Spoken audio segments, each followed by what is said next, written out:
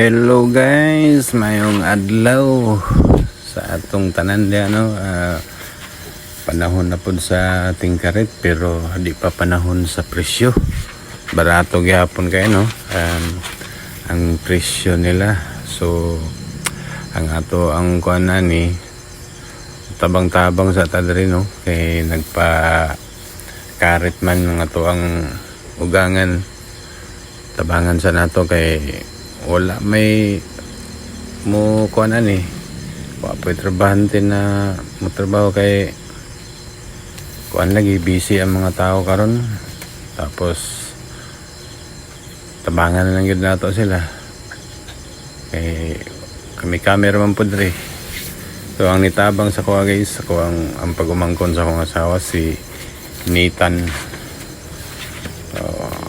Mo na tapok-tapok ginagmay kaundag ko.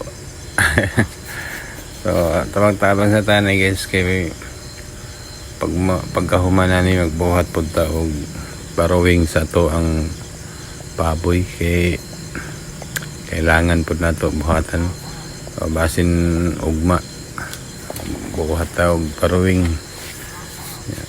Pakita na ko sa inyo guys ako ang buhaton ugma sa parawing sa ato ang baboy parawing pins.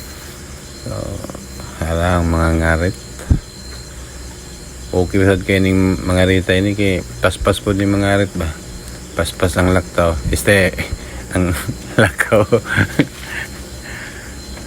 May po ni mga ngarit kaso lang sa bagay presyo to presyo magyud depende sa presyo sa cobras magtaas po sila. So mao ni siya nga to ang kuan guys natigom na lubi siguro mga 3,000 plus siguro ni gamay ra good tamang-tama sad sa di man pud ni gastuon kaysa kung ugangan ni iyahara man pud ning ibang ko.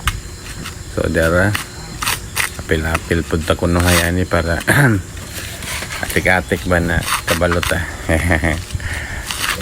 kabalo gud ta ginagmay kay nagdako man pud ta nagbata man pud ta ani nga mga trabaho naman pud tay yuta og kalubinhan. So kabalo gud ta ani. So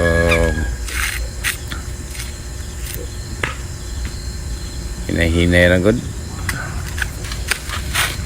So mao lang to guys, daghan kayong salamat I hope you like and share my video sa ato ang Facebook ug sa ko ang FB guys. FB page nako is Jonix All Around TV.